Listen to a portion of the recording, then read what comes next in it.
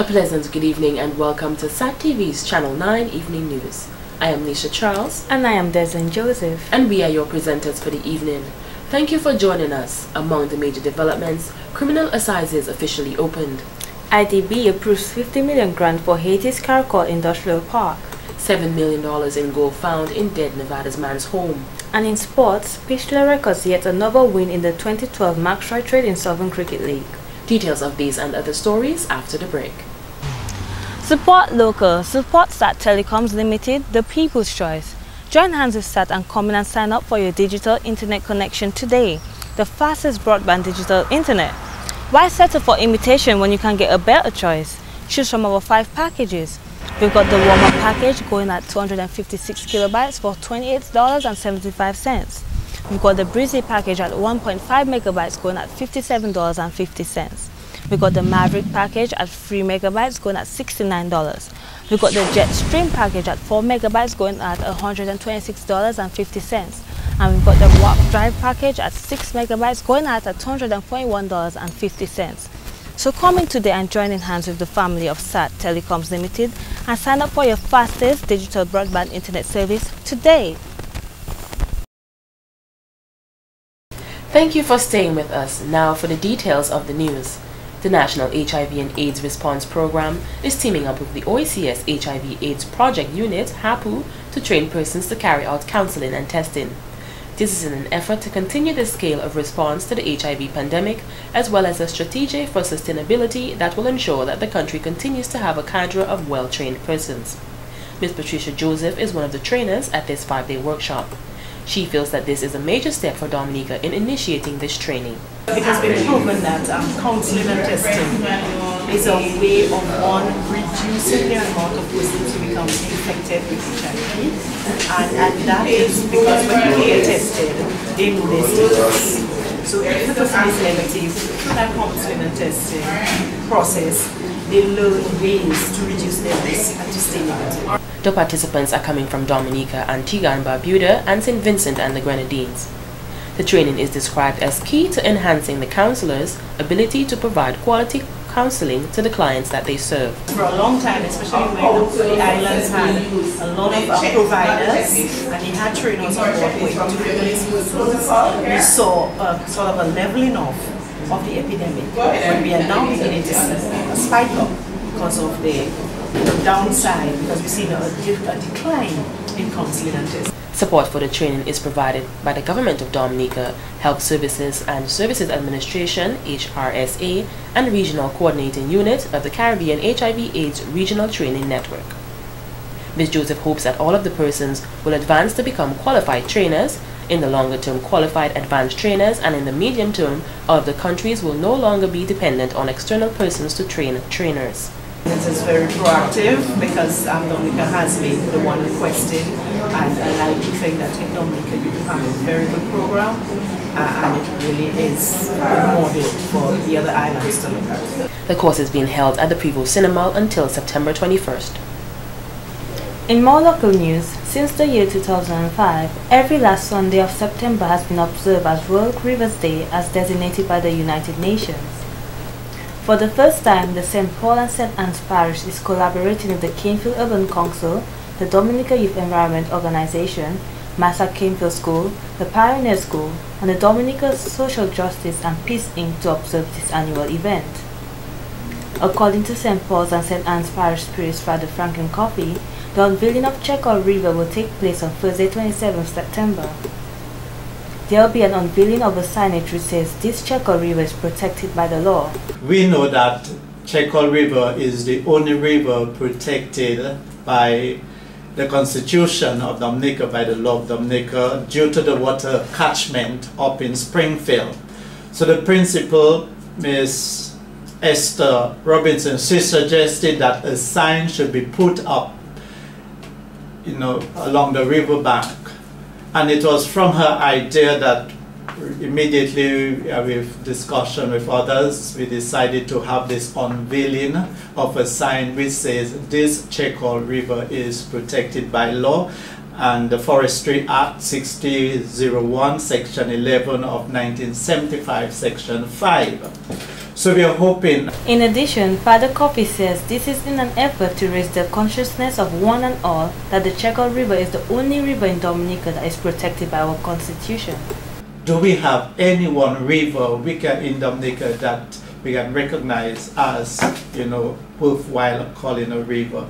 We have had our problems with the Miracle Lake, which is no more. The people in the village in Layu are still suffering. A few years ago, we started that Titiwi festival, and because of the Miracle Lake, again, it hasn't happened for one reason or the other. So World Rivers Day is round the corner. This is the first anniversary of Ophelia, and I think there are lessons that we need to learn from this recent incident. He also stated that, as a nation, we talk about 365 rivers, therefore an appeal is going out for the developing of better practices in river management, and there is an urgent need to protect and restore our waterways in Dominica.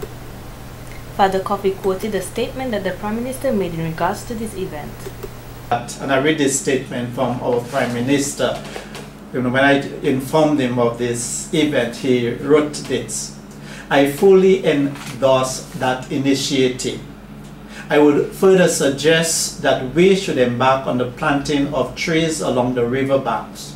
The Forestry Division can advise on the type of plants. End of quotes. So we are having the unveiling on Thursday, the 27th. I believe this independence, the theme for this year's independence is partnering for further progress and development. Partnering for further development. Apart from this event, on the 28th of September, the first anniversary of Hurricane Ophelia will be recognized. He says almost everyone in his parish was affected by Ophelia and a lot of promises were made, yet it has been a year and not a thing has been done about it. Honestly, I must say I am not comfortable with the situation. Every building in the parish, which I'm parish priest of, was affected by Ophelia. The walls in Massa, we got promises that they will be repaired. Up to now, that hasn't been done. The river banks in Canefield, along the Canefield, again, promises. There are a lot of promises. So again, this is a wake-up call for all of us and other people. Our children in both schools are threatened. Father Coffee says we all need to come on board, especially the people who were affected. And in more local news, in an effort to continue to give its customers the best value at all times, Digicel launched a new promotion. This promotion is geared at creating hype and buzz prior to and during the World Creole Music Festival, WCMF, giving the opportunity to 24 Digicel customers to have a chance at winning over $50,000 in cash and prizes. Acting Country Manager of Digicel Dominica, Mr. Johnny Ingo, says, Digicel always tries its very best to ensure all customers benefit while highlighting some of the other promotions they currently have. $200 free prepaid credit for everybody that buys a new prepaid handset and a new prepaid SIM. $200 free credit. There's never been a better time to become a prepaid customer with Digicel. But wait, it gets bigger and it gets better. If you become a postpaid Digicel customer, you will get free data for 1 full year. Mobile internet, email, social networks, free for 1 full year when you buy a new postpaid SIM with a new postpaid handset. Guys, what are you waiting for? You're all out there listening. I need to see the doors opening. I need to hear those feet running to our DigiCentre, where our fantastic staff, who I have to say, having worked with them, are absolutely brilliant. And I want to send a big thank you to our retail staff. I want to send a big thank you to our internal sales team, Lincoln, Corana, Kimon, the guys that make the bigger, better network for our customers. To Natalie and Calvi, our sales, marketing and social media team that continue to drive Digicel as the bigger, better network. Mr. Ingle pointed out that some of the weekly prizes includes World Creole Music Festival tickets, fast food vouchers, handsets, top-up and flat-screen TVs. Marketing Manager of Digicel, Ms. Natalie Ward, says, now is the best time to be a Digicel customer so people can take advantage of such as excellent deals which are going on now. And of course, how do you qualify to be part of the cash grab promotion? 3 things. 1, our existing customers can simply top up. So our existing prepaid customers must top up $15 or more to qualify. Also, our postpaid customers use simply zero your postpaid bill. And of course, our new customers joining our network from today onwards will qualify to be part of this cash grab promotion. Ms. Walsh says that every week, free lucky customers will win prizes, and at the WCMF, customers will also get the chance to grab cash up to $50,000 with the purchase of each WCMF ticket. Events Director of the Dominica Festivals Committee, Mrs. Natalie Clark Mead, in commending all of our organizations who came on board to be a part of this promotion. She says Digital always try to give back to the community, which is a great initiative. We're a small island, even though we think we're big. We're actually a small island in the world, but guess what? We make things happen on this island when it comes to culture of the Caribbean. Not only from the Kalinago territory, which we are very proud to be part and parcel of that Kalinago history in the Caribbean, but we're very proud to spread the word that we have retained our culture and we're still the only indigenous Creole World Festival held every year in the world. I mean, if you're at home watching TV or you're listening to the radio, you must give yourself a round of applause, because I cannot wait for October 1st to come so I can wear my little madras so I can incorporate my little madras somewhere in my back pocket or on my label or something. And that is what I have always loved, Johnny, about this island. The pride of the Dominicans. The digital promotion started on Friday, September 14th.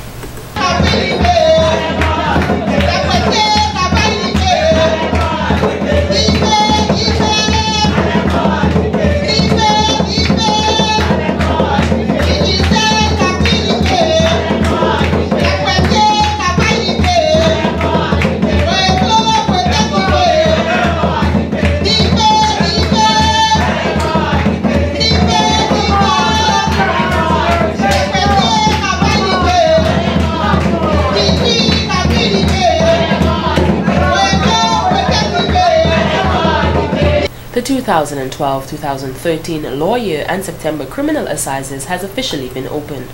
On Tuesday, September 18th, the proceedings began with an ecumenical service which was held at the Roman Catholic Chapel on Turkey Lane. The service was attended by all in the law profession, where they prayed for God's continued guidance to carry out their profession to the best of their abilities. Following the church service was a parade of uniformed officers who marched to the bayfront, where a guard of honor was inspected by Her Ladyship Justice Bernice Stevenson Brooks, the presiding judge. Honorable Janice Pereira, Chief Justice of the Eastern Caribbean Supreme Court, then marked the term open with an address via simulcast held at the High Court building, which was viewed by all 9 member states and territories of the OACS. Justice Pereira says that we are currently living in strange, difficult economic times where sustainability demands businesses to responsibly manage limited resources to survive, which is no different in the judiciary. The impact of the economic downturn is being felt in all our member states and territories, and no less so on the judiciary. The caseload of our courts has continued to increase steadily, which in turn has led to increased administrative costs in the face of shrinking budgets and decreased contributions. However, the judiciary of the Eastern Caribbean Supreme Court, although faced with resultant challenges, one of which is the absence of the optimum quota of judges, will continue to maintain its efficiency with the available resources. She said efficiency and integrity are ingrained in the mission and vision statements of the Eastern Caribbean Supreme Court to serve its member states. This can only be done by providing access to its system of justice, which is accountable and independent in a prompt, fair and effective manner. Justice Pereira said that inherent in the access to justice is the guarantee that each citizen is able to acquire the necessary knowledge, understanding, awareness and ability to exercise his or her right to justice through formal as well as informal institutions. I wish to emphasize that the quality of justice will not be compromised, not even in these harsh and difficult economic times.